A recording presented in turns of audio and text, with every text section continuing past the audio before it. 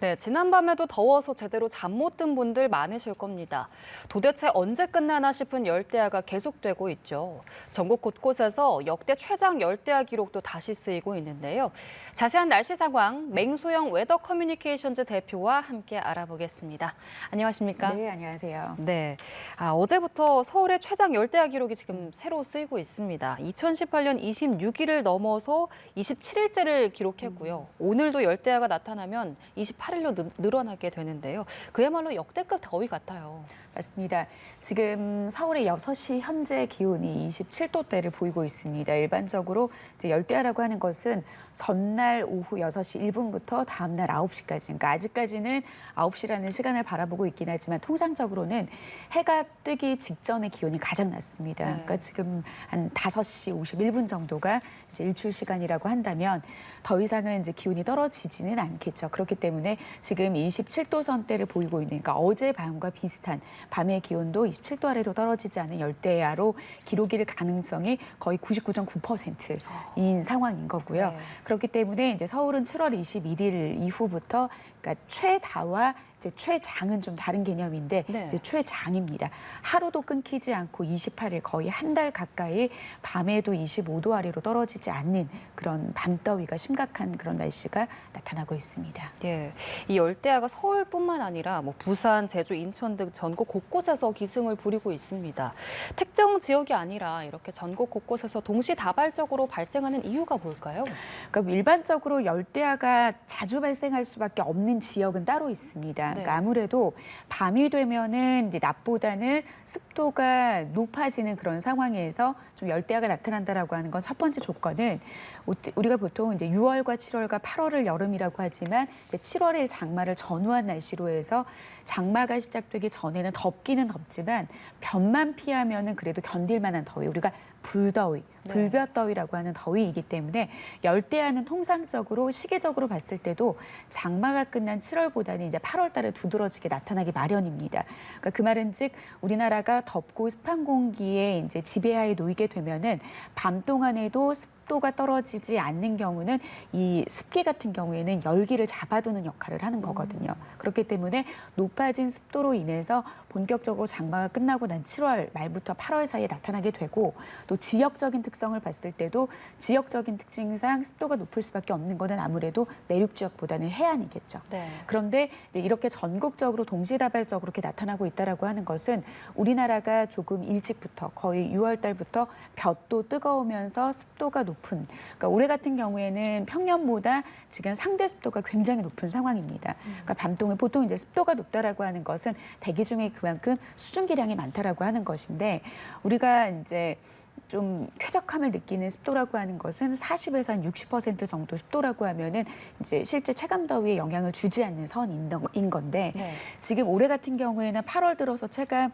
비가 오지도 않는데도 불구하고 상대 습도가 80% 이상까지 올라 있는 그런 상황인 거거든요. 예. 그러니까 지금 서울 같은 경우에도 6시 현재 기온이 27도 선인데 상대 습도가 거의 85% 안팎까지 나타나고 있습니다. 그래서 실제 체감하는 더위는 거의 30도를 바라보고 있습니다. 그러니까 실제 온도계에서 관측되는 그 기온보다 몸으로 느끼는 더위가 3도 정도 지금 더 높은 상태. 그러니까 습도의 영향이 굉장히 큰 거죠. 습도 말씀해 주셨으니까 습도 얘기를 조금 더 이어가 볼 텐데 이게 그냥 햇볕만 강해서 더운 거면 그나마 그늘로 들어가면 좀 시원하잖아요. 그런데 습도가 너무 높다 보니까 거의 그냥 일상생활에서 사우나 들어가 있는 것 같은 그런 느낌도 들거든요. 정말 말 그대로 숨이 턱턱 막히죠. 맞습니다. 실제 이 습식 사우나의 온도를 보면은 한 40도에서 높으면 60도. 그러니까 우리가 체감하는 더위가 40도 안팎이니까 거의 습식 사우나 중에서도 좀 온도가 낮은 습식 사우나에 들어갔을 때 그 느낌이라고 말해도 과언은 아닐 겁니다. 그렇죠. 그러니까 습도가 높기 때문인데요. 대기 중에 습도가 높게 되면은 우리가 기본적으로 이제 날씨가 더워서 뭐 볕이 뜨겁게 되고 날씨가 덥게 되면은 인체에서 땀을 흘리게 됩니다. 그러면 땀이 말라주면서 체온을 떨어뜨리는 효과로 인해서 좀 더위가 식어가기 마련인데 이렇게 대기 중에 습도가 높다라고 하는 것은 일종의 우리가 비가 오는 날 빨래를 말린다고 생각을 해보세요. 젖은 빨래를. 마르지 않는 이유가 그냥 비가 오기 때문이라고 우리가 이제 생각하기 쉽지만 네. 결국에 비가 왔다라고 하는 것은 대기가 머금을 수 있는 수증기량이 가득 찬 상태에서 빨래가 마른다는 것은 이 빨래 속에 있는 수분이 대기 중으로 날아가야 되는데 날아갈 공간이 없다는 겁니다. 네. 그러니까 이게 이제 인체에 대비를 한다라고 하면 비는 오진 않았지만 상대적으로 습도가 높아진 상황이라면 우리가 땀이 말라줌으로써 체온을 떨어뜨리는 그러니까 기화열이라고 해서 이 땀이 대기 중으로 증발하면서 열이 필요한데 어떤 열을 가지고 가느냐? 우리 몸의 체온을 가져가는 거거든요.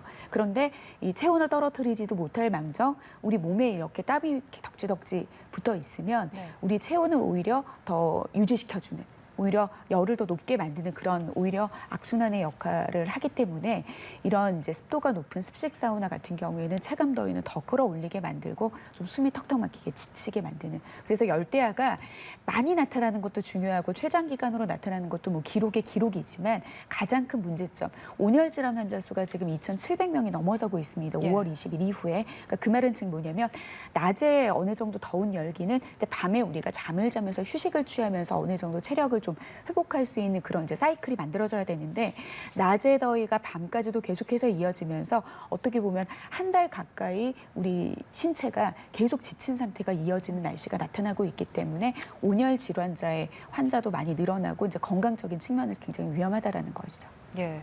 그리고 요즘 이 날씨 소식을 전해드리면 거의 전해드리는 내용이 비슷합니다. 낮에 체감 온도가 35도가 넘고 곳곳에 소나기가 온다. 이런 내용이거든요. 오늘도 마찬가지일까요? 맞습니다. 그러니까 최근 들어서 날씨 전하시는 분들이 그런 말씀 많이 하세요. 네. 어제 했던 얘기 오늘 또 해도 거의 무방할 정도로 네. 계속 비슷한 날씨가 한 달 가까이 지금 이어지고 있는 그런 상황인 건데요. 특히 이제 소나기 같은 경우에는 우리가 일반적으로 생각을 했을 때 비가 오게 되면은 시원하게 되기 마련이죠. 그러니까 그렇죠. 날씨가 더울 때 바닥에 물을 뿌리면서 좀 더위를 식히게 되는 것도 이 뿌린 물이 증발을 하면서 주변 열을 빨아들이는 그러니까 앞서 말씀드린 거하고 굉장히 비슷한 조건인 거죠. 그래서 소나기가 내리게 됐을 때는 이 순간적으로 주변의 기온이 떨어지는 그런 효과는 분명히 볼 수는 있습니다. 그런데 요즘에 내리는 소나기의 특징, 물론 일반 비와 소나기의 특징의 가장 두드러진 특징은 지속성이거든요. 네. 그러니까 연속성이 있느냐 없느냐의 차이인 건데 최근 들어서 내리는 소나기의 특징은 그 집중도가 굉장히 강해지고 있습니다. 예. 그러니까 집중도라고 하는 것은 지역의 집중도, 굉장히 좁은 지역에 비가 내리는 거, 양적인 거에 집중도, 많은 양의 비가 쏟아지는 거. 그러니까 거의 소나기가 내리는데 지금 호우특보, 그것도 경보가 내려지는 그러니까 3시간에 90mm의 비가 집중될 수 있을 정도의 강한 비가 내리는 데다가 지속 시간의 집중도라고 하는 거는 그것도 짧은 시간에. 그러니까 그러다 보니까 순간적으로 대기에 열을 식혀주는 시간은 굉장히 짧고 오히려 많아진 양으로 인해서 이 많아진 비가 오히려 대기 중에 습기를 공급하는 그러니까 상대 습도를 떨어뜨리지 못하게 만드는 그런 효과를 더해주고 있기 때문에 이렇게 더운 날씨에 소나기가 잦은 날씨가 나타나는 것도 이제 밤더위로 이어지는 효과 그리고 체감더위를 높게 만드는 그런 효과가 더해지고 있다라고 보시면 될 것 같습니다. 집중도 이야기를 해주셨는데 특히나 좀 천둥 번개를 동반한 강한 소나기가 내리는 게 이번 더위의 특징인 것 같습니다. 꼭 뭐 이번 여름이라기보다는 이제 대기 중에 그러니까 그만큼 지구 온난화로 인해서 전 지구의 기온이 상승을 함으로써 지금 이제 올해 같은 경우에는 또 습도를 높이게 만드는 요인 중에 하나가 뭐냐면 북태평양 고기압의 가장자리. 그러니까 북태평양이라고 고기압이라고 하는 것은 여름철에 주로 우리나라를 덮고 지배를 하는 공기 덩어리의 중심이 북태평양 쪽의 중심에 있는 그 고기압이라고 하는 겁니다. 예. 그런데 그 가장자리를 타고 계속해서 바다로부터 뜨거운 수증기가 유입이 되고 있는데 가장자리가 위치한 그런 이제 위치도 굉장히 중요하지만 지금 지난 10년 동안에는 대기의 기온 상승과 더불어서 바다 온도가 굉장히 상승을 했습니다. 그러니까 바다 어떻게 보면 해수 온난화가 굉장히 높게 나타난 그런 상황인 건데 바다 열이 뜨겁게 이제 달궈지게 되면은 결국에는 바다는 물이지 않습니까? 이 예. 물에서 증발되는 수증기량이 많아지기 때문에 전 세계적으로 지금 나타나고 있는 날씨의 패턴 자체가 한 번 비가 왔을 때 많은 양의 비를 퍼붓는 그런 어떤 극단적인 호우 현상이 나타나고 있는 건데 올 여름 같은 경우에도 한 번 내렸을 때 아무래도 그 비구름의 연료가 되는 수증기를 많이 공급을 받기 때문에 비구름이 발달할 수도 있는 거고요. 그리고 일단 수증기 뿐만이 아니라 이렇게 소나기가 만들어지는 조건 자체가 우리가 이렇게 비구름이 다가오고 있구나, 어느 이동 속도로 오고 있구나라고 하는 예측이 어느 정도 좀 되는 것보다도 소나기 구름은 그냥 맑은 하늘에 갑자기 비구름이 만들어지는 형태입니다. 그러니까 지면의 대기 중에 열기가 쌓여서 이 열기가 이제 상승하는 그런 효과로 인해서 소나기가 만들어지기도 하겠지만 뭐 어제나 오늘 같은 경우에는 이제 기류가 수렴한다라는 표현을 씁니다. 그러니까 수렴이라고 하는 것은 결국에 모이거든요. 그러니까 공기의 바람이 기류가 이렇게 모이게 되면은 어느 한 곳에서는 또 솟아나야 되기 때문에 그러니까 결국에는 구름이 만들어진다라고 하는 것은 공기가 수평적인 게 아니라 수직적으로 이동을 했을 때 비구름이 만들어지는 그런 상황인 건데 그 말은즉 우리나라 주변에 이제 기류 자체의 어떤 불안정으로 인해서 또 이렇게 소나기 구름이 만들어지는 복합적인 원인으로 인해서 좀 광복절 연휴가 지났는데도 불구하고 좀 더위가 식혀지지 않는 그런 날씨가 나타나고 있는 겁니다. 예, 이런 가운데 전국 곳곳의 식수원에서 녹조가 확산하면서 먹는 물 걱정이 커지고 있습니다. 폭염이 길어진다면 녹조가 더 심해질 가능성도 있을까요? 그렇죠. 녹조가 결국에 만들어진다라고 하는 것은 크게 세 가지 조건이 될 수 있습니다. 그러니까 영양 염류의 증가. 그러니까 그 말은 결국에는 뭐 질소나 인 같은 영양 물질이 유입이 되면서 녹조가 발생하기 전 이제 증상이 될 수 있고요. 그다음 두 번째는 이 표면수, 표층 수온의 상승입니다. 바다 그 물 고인 물의 온도가 이제 높아지게 되면. 또 마찬가지로 녹조가 생성이 될 수 있고요. 그다음에 강한 햇빛. 그러니까 어떻게 보면 올 여름은 이 세 가지 조건을 다 갖추고 있습니다.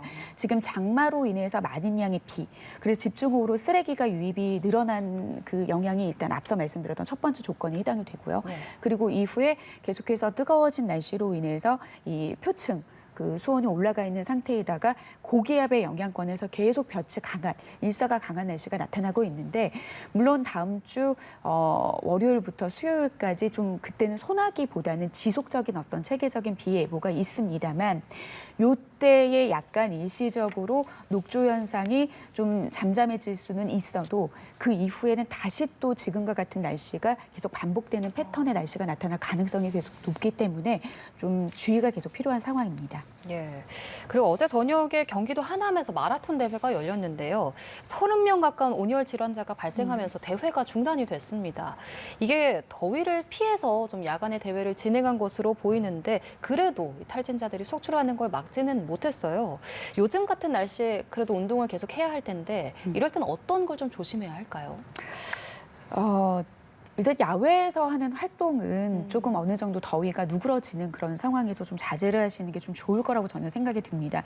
그러니까 밤 같은 경우 지금 아침이면은 사실 주무시고 계시는 분들 휴일이기 때문에 많을 텐데 이 시간에도 우리가 일반적으로 생각하는 한낮 기온에 체감하는 더위가 나타나고 있는 그런 상황입니다. 그러니까 보통 밤 동안에도 이렇게 열기가 떨어지지 않은데 한 몫이라는 게 결국에는 습도인 건데 밤이 되면은 기본적으로 이제 역전층이라고 해서 낮 같은 경우에는 이제 밤이 되면은 이제 굉장히 지면의 기온보다 대기의 기온이 더 이제 뜨겁기 때문에 비교적 안정된 상황에서 바람도 불면서 이제 땀이 나더라도 이걸 식혀주는 그런 어떤 대기 안정적인 상황이 좀 유지가 되거든요.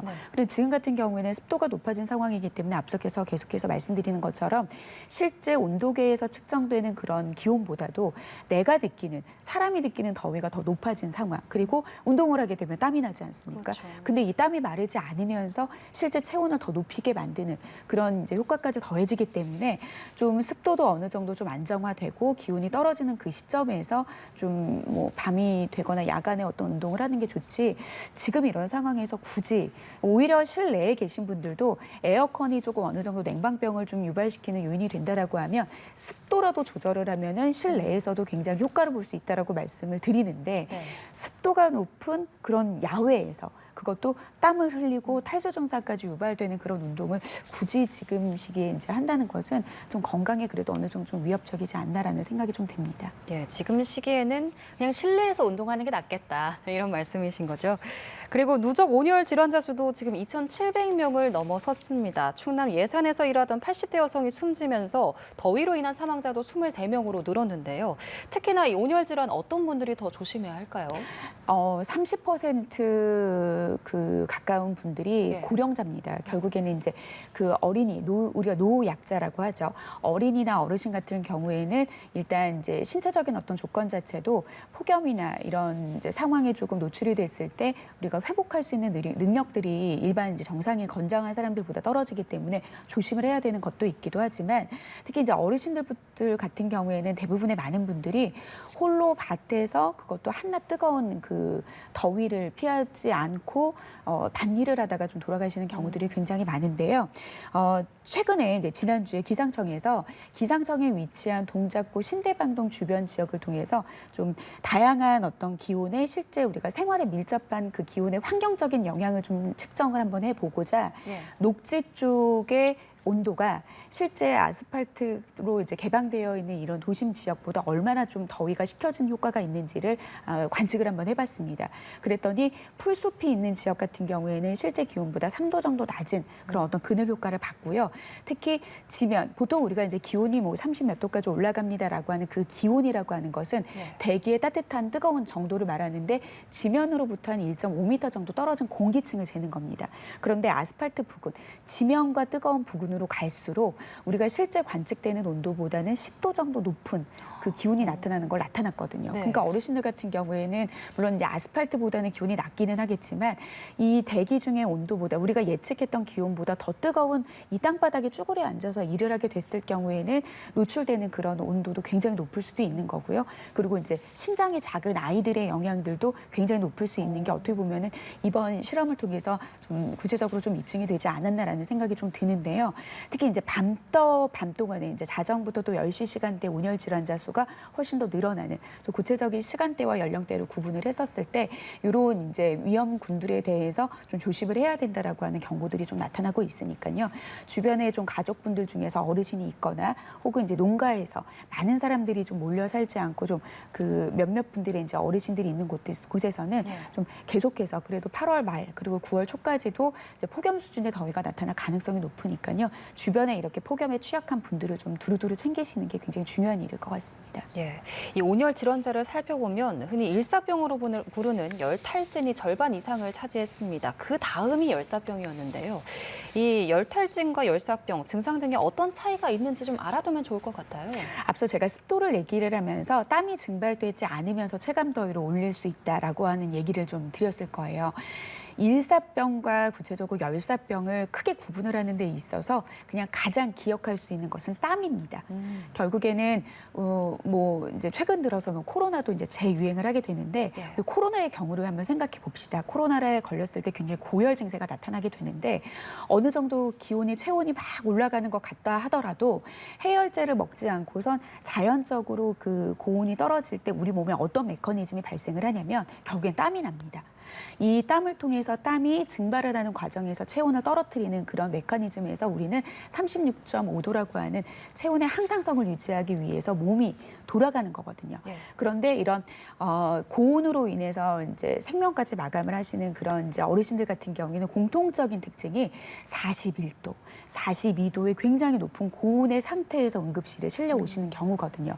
그 이분들을 보면은 몸이 피부로 만졌을 때 굉장히 건조합니다. 그러니까 그 말은 뭐냐면 일사병 같은 경우에는 강한 벼트로 인해서 일시적으로 이제 땀이 많이 배출되기 때문에 이제 탈수 증상. 그러니까 잠시 그늘에 쉬어서 좀 뭐 물이라든지 이런 영양을 보충하게 되면 다시 기력을 회복할 수 있는 그런 회복력이 높은 그런 상황인 건데 사망으로 이어지는 온열질환자 같은 경우에는 이제 일사병이 아니라 열사병입니다. 네. 그러니까 땀이 나지 않는다라고 하는 것은 우리 몸의 체온을 조절하는 중추신경계에 마비가 오게 되면서 그러니까 문제가 생기면서 자연적으로 땀을 흘려서 체온을 조절하는 기능 자체를 제대로 할 수 없는 그런 상황인 거죠. 그래서 주변에서 초기 증상으로 뭐 예를 들면 구토라든지 어지럼증이라든지 뭐 실신이라든지 이런 증상 중에서도 몸의 피부가 굉장히 건조해서 땀이 나지 않은 그런 상황이라면은 굳이 이분들에게 뭐 물을 뭐 수분을 섭취시킨다든지 이런 위험한 행동보다는 이거는 응급 상황이라고 생각이 들어서 의료진의 어떤 도움을 통해서 위급 사항을 좀 신속하게 좀 대처하는 그런 것들이 좀 필요할 것 같고요. 만약에 이런 비슷한 온열 질환의 어떤 증상을 보였는데 그래도 어느 정도 좀 땀이 나고 좀 의식이 있는 상황이다라고 하면은 우리가 일반적으로 알고 있는 상식 선안에서의 대처를 하는 게 중요한 방법이 될 수 있을 것 같습니다. 예, 알겠습니다. 그리고 매년 7, 8월이면 찾아오던 태풍이 올해는 다시 일본으로 향하고 있습니다. 이 폭염이 태풍도 가로막는 건지 궁금한데 그리고 앞으로도 전망이 어떻게 될지도 알려주시면 좋을 것 같아요. 물론 이제 태풍같이 엄청난 기상재해를 유발하는 그 태풍이 언제 우리나라로 상륙할 거다라는 것을 예측을 한다라고 하면 너무나도 큰 위험을 벗어날 수 있긴 하겠죠. 그런데 기본적으로 이 태풍이 우리나라를 오는 데 있어서 가장 중요한 역할을 하는 게 바로 이제 북태평양 고기압의 가장자리입니다. 그러니까 결국에는 그 덥고 습한 공기 덩어리의 가장자리. 가 태풍의 이동 경로가 될 수 있는 그런 상황인 건데요. 예. 올해 같은 경우에는 이제 엘니뇨, 태평양 중에서도 동쪽의 태평양의 해수면 온도가 높았던 그런 상황에서 이제는 반대로 서쪽 지역의 태평양의 해수면 온도가 높아지는 그런 엘니뇨에서 라니냐로 전환되는 시점에는 한 해에 보통 통상적으로 한 25개에서 6개 발생하는 태풍의 개수도 줄어들고요. 그리고 한 30년에 한 9개 정도, 한 10년에 0.3개 정도 간헐적으로 발생하는 1월부터 12월에 골고루 발생하는 태풍의 출현 시기도 조금은 늦어지게 됩니다. 그러니까 올해 같은 경우에는 5월 말에 2개의 태풍을 시작으로 태풍이 지금 8개가 발생을 했는데 7월 말이었죠. 7월 말쯤에 중국으로 상회했던 그런 이제 태풍 같은 경우에는 우리나라를 이제 지배하고 있는 북태평양 고기압 가장자리가 중국 내륙 부근까지 확장을 했기 때문에 이 북태평양 고기압 가장자리를 타고 중국으로 갔습니다. 그러니까 이 모양만 태풍이 지금 가고 있는 경로만 보더라도 중국에서 발생한 태풍은 중국 내륙 서쪽으로 일본에서 발생한 태풍은 우리나라 동쪽으로 비껴갔다라고 하는 것은 우리나라를 거의 중심으로 뜨거운 열기가 아직까지는 지배하고 있는 그런 상황이라는 것을 보여줄 수 있습니다.